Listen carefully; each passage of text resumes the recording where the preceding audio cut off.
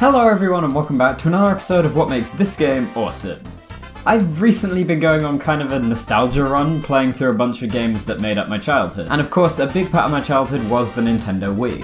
One of the games that I remember playing the most when I was a kid was WarioWare Smooth Moves, and recently I actually got my hands on a Wii and a copy of the game, and I've been playing it so much, and after replaying it recently, I really want to share it with anyone who hasn't heard about it before. So today, I'm going to be talking about WarioWare Smooth Moves and what makes this game awesome. So right from the second that you start up the game, it's very obvious that this game is a game you're expected to play for fun.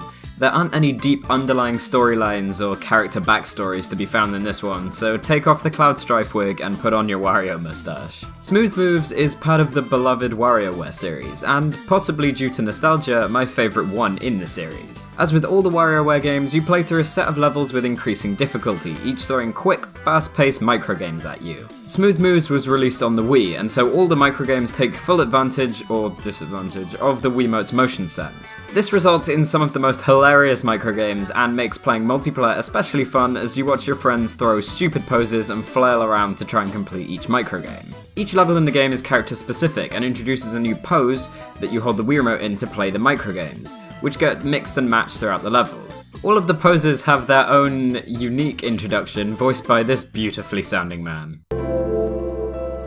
The elephant. Point the forebaton forward, with the end lightly touching your nose, just as the mighty elephant uses its trunk to gorge on peanuts. So too will your new nose sustain you. I swear after like 10 years these things still get to me. The characters you see throughout the game are the typical ones you'd expect from a WarioWare game. Wario, Young Cricket, Jimmy P, 9volt, and of course, Ashley. Who's the girl next door living in the haunted mansion? You better learn my name, cause it's Ashley.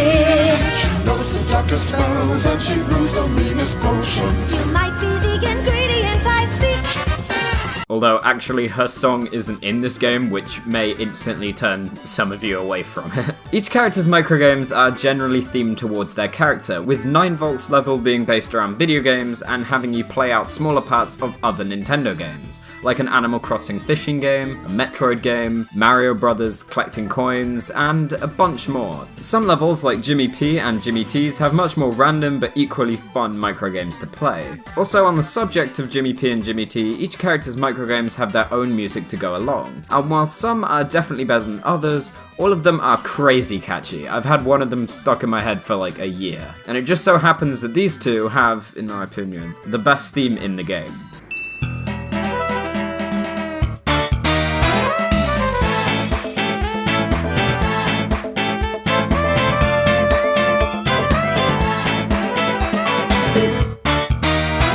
After each 5 microgames you complete, the game speeds up, giving you less time to react to the stuff on screen and keeping the game engaging. It continues getting faster infinitely, but if you are able to make it far enough into a character stage without losing 4 microgames in total, you play a boss microgame, where you play a much harder game that normally lasts a lot longer and stands head and shoulders above the others. For example, in 9volt's stage, you kill a boss as Star Fox, and in Wario's level, you blow a robot off a cliff with a fan when it's not shielding its face. There are also ones that involve balancing and good timing to take a burger, and genuinely, these stages are pretty cool. Completing these stages give you a 1-up, and if you're replaying a character stage, it allows you to continue infinitely until the speed becomes unbearable.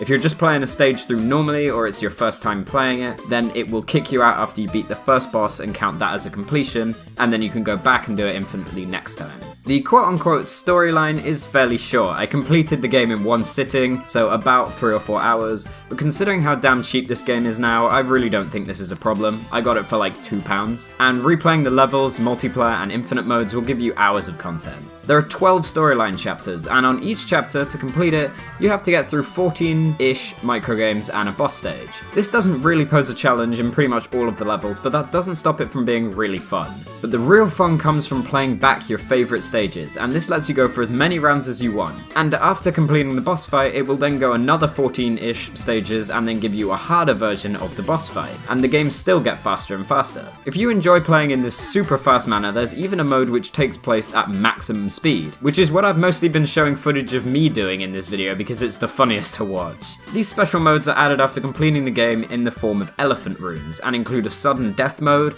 super speed mode, mixed up microgames, and no form cards to tell you how to hold the Wii remote. I should probably mention that these all unlock at various points throughout the game, and multiplayer only unlocks after beating a large majority of the single player. Still, this really shouldn't be a challenge, you can do it in 2 hours if you rushed. There are also different modes of multiplayer, pretty much the same as the elephant rooms I just talked about, so there's plenty to do there. It is only local multiplayer though, you can't play this game online, although I'm pretty sure they would have shut down any form of servers by now anyway.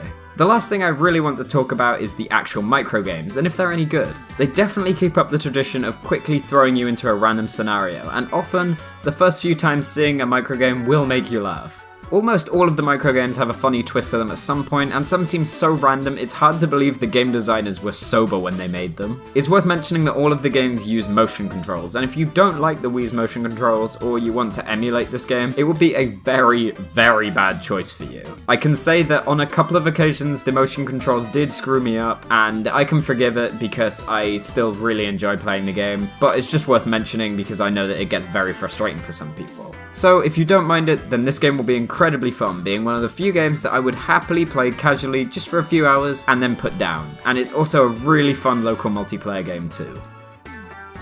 So, WarioWare Smooth Moves is definitely one of my favourite Wii games, only really trumped by Twilight Princess and Okami, which I'm going to talk about again in another video, because I love both of those games to bits. Obviously, this game isn't the kind of game that you're supposed to pick up and play for long periods of time.